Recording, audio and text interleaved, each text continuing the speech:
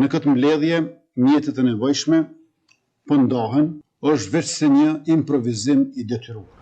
Siç edhe ka paralajmëruar ministri Hikuran Murati, këtë të hënë në konferencën e tij për media, kemi shqyrtuar disa opsione të mundshme për të dalur nga kjo situatë. Në këtë mbledhje, mjetet e nevojshme po ndahen nga kategoria e kursimeve. Pra, kjo zgjidhje e sotshme, apo më mirë të themi kjo mënyrë e tanishme, është veç se një improvizim i detyruar, pas përpjekjeve tona të vazhdueshme në Kuvendin e Kosovës për ta miratuar aty buxhetin për radio-televizionin e Kosovës. Deri tash është pritur se është dashur ta kryejë Kuvendi.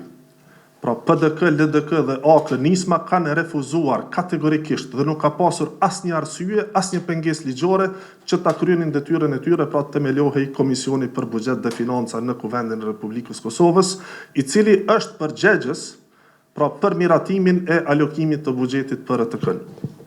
Meqense kjo dështoi dhe kemi situatë emergjente, e cila duhet të trajtohej, si qeveri na është dashur pra që të marrim mjete nga organizata tjera buxhetore për të siguruar pra buxhetin apo ndarjen për buxhetin e RTK-s, në vend se të shfrytëzoj buxheti i cili është i paraparë me ligj për RTK-n. Mirë po pengesa këtu ka qenë Komisioni për Buxhet dhe Financa, të cilin PDK, LDK, AK nisma refuzuan ta themelonin. Kjo ka qenë arsyeja.